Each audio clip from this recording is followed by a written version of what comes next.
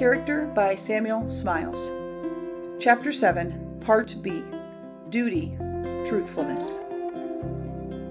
The sense of duty is a sustaining power even to a courageous man. It holds him upright and makes him strong. It was a noble saying of Pompey when his friends tried to dissuade him from embarking for Rome in a storm, telling him that he did so at the great peril of his life. "It is necessary for me to go," he said. "It is not necessary for me to live." What it was right that he should do, he would do, in the face of danger and in defiance of storms. As might be expected of the great Washington, the chief motive power in his life was the spirit of duty. It was the regal and commanding element in his character which gave it unity, compactness, and vigor. When he clearly saw his duty before him, he did it at all hazards and with inflexible integrity. He did not do it for effect, nor did he think of glory or of fame and its rewards, but of the right thing to be done and the best way of doing it. Yet Washington had a most modest opinion of himself, and when offered the chief command of the American Patriot Army, he hesitated to accept it until it was pressed upon him. When acknowledging in Congress the honor which had been done him in selecting him to so important a trust, on the execution of which the future of his country in a great measure depended, Washington said, "I beg it may be remembered, lest some unlucky event should happen unfavorable to my reputation, that I this day declare, with the utmost sincerity, I do not think myself equal to the command I am honored with." And in his letter to his wife, communicating to her his appointment as Commander-in-Chief, he said, "I have used every endeavor in my power to avoid it, not only from my unwillingness to part with you and the family, but from a consciousness of its being a trust too great for my capacity, and that I should enjoy more real happiness in 1 month with you at home than I have the most distant prospect of finding abroad, if my stay were to be 7 times 7 years. But as it has been a kind of destiny that has thrown me upon this service, I shall hope that my undertaking it is designed for some good purpose. It was utterly out of my power to refuse the appointment without exposing my character to such censures as would have reflected dishonor upon myself and given pain to my friends.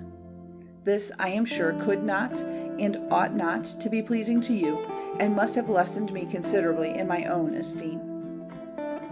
Washington pursued his upright course through life, first as Commander-in-Chief and afterwards as President, never faltering in the path of duty.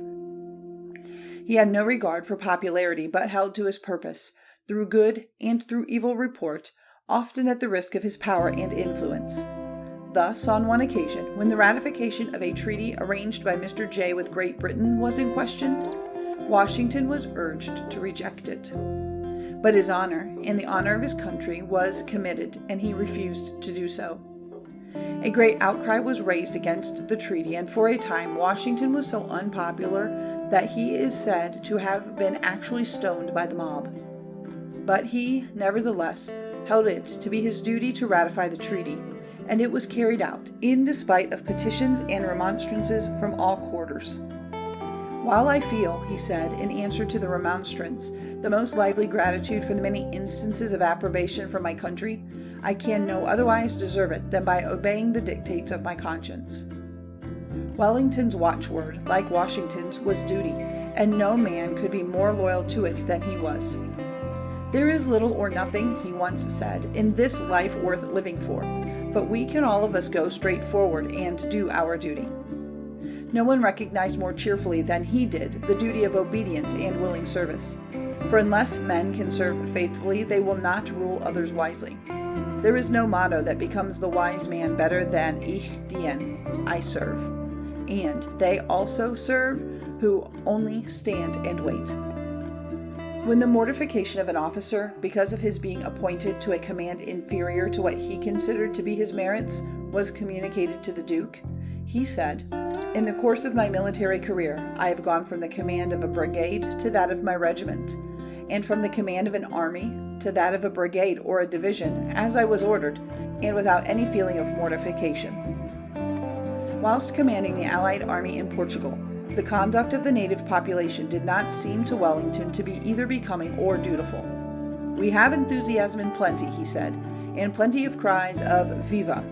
We have illuminations, patriotic songs, and fetes everywhere. But what we want is that each in his own station should do his duty faithfully and pay implicit obedience to legal authority." The abiding ideal of duty seemed to be the governing principle of Wellington's character. It was always uppermost in his mind and directed all the public actions of his life. Nor did it fail to communicate itself to those under him, who served him in the like spirit. When he rode into one of his infantry squares at Waterloo, as its diminished numbers closed up to receive a charge of French cavalry, he said to the men, "Stand steady, lads. Think of what they will say of us in England." To which the men replied, "Never fear, sir, we know our duty." Duty was also the dominant idea in Nelson's mind. The spirit in which he served his country was expressed in the famous watchword, "England expects every man to do his duty," signaled by him to the fleet before going into action at Trafalgar, as well as in the last words that passed his lips, "I have done my duty. I praise God for it." And Nelson's companion and friend, the brave, sensible, homely-minded Collingwood, he who, as his ship bore down into the great sea fight, said to his flag captain, "Just about this time our wives are going to church in England." Collingwood, too, was, like his commander, an ardent devotee of duty. "Do your duty to the best of your ability," was the maxim which he urged upon many young men starting on the voyage of life. To a midshipman he once gave the following manly and sensible advice: "You may depend upon it that it is more in your power than in anybody else's to promote both your comfort and advancement. A strict and unwearied attention to your duty, and a complacent and respectful behavior, not only to your superiors but to everybody, will ensure you their regard, and the reward will surely come. But if it should not, I am convinced you have too much good sense to let disappointment sour you. Guard carefully against letting discontent appear in you. It will be sorrow to your friends, a triumph to your competitors, and cannot be productive of any good. Conduct yourself so as to deserve the best that can come to you, and the consciousness of your own proper behavior will keep you in spirit if it should not come.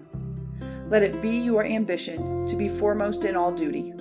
Do not be a nice observer of turns, but ever present yourself ready for everything. And unless your officers are very inattentive men, they will not allow others to impose more duty on you than they should."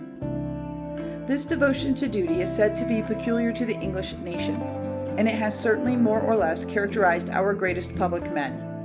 Probably no commander of any other nation ever went into action with such a signal flying as Nelson at Trafalgar.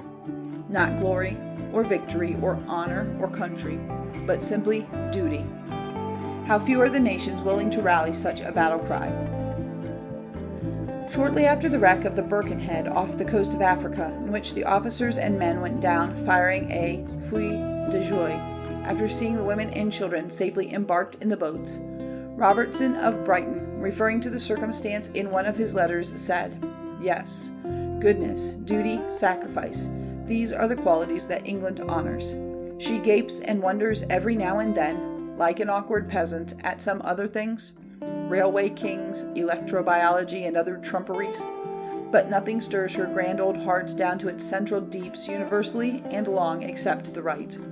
She puts on her shawl very badly, and she is awkward enough in a concert room, scarce knowing a Swedish nightingale from a jackdaw. But blessings large and long upon her. She knows how to teach her sons to sink like men amidst sharks and billows, without parade, without display, as if duty were the most natural thing in the world, and she never mistakes long an actor for a hero, or a hero for an actor. It is a grand thing, after all, this pervading spirit of duty in a nation, and so long as it survives, no one need despair of its future. But when it has departed, or become deadened, and been supplanted by thirst for pleasure, or selfish aggrandizement, or glory, then woe to that nation, for its dissolution is near at hand. If there be one point on which intelligent observers are agreed more than another as to the cause of the late deplorable collapse of France as a nation, it was the utter absence of this feeling of duty, as well as of truthfulness, from the mind not only of the men, but of the leaders of the French people. The unprejudiced testimony of Baron Stoffel, French military attaché at Berlin before the war, is conclusive on this point. In his private report to the Emperor, found at the Tuileries, which was written in August 1869, about a year before the outbreak of the war, Baron Stoffel pointed out that the highly educated and disciplined German people were pervaded by an ardent sense of duty, and did not think it beneath them to reverence sincerely what was noble and lofty, whereas, in all respects, France presented a melancholy contrast.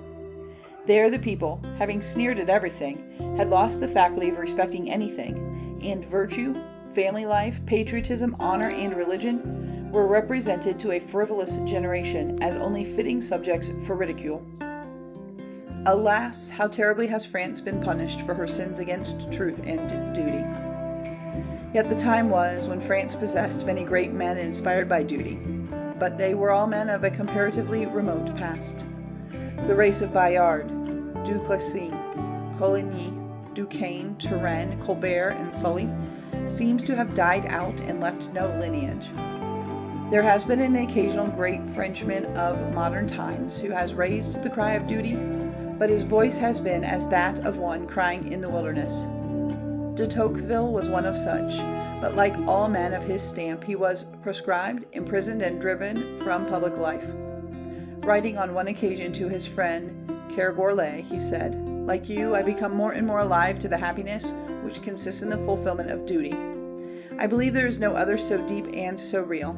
There is only one great object in the world which deserves our efforts, and that is the good of mankind." End of section 25.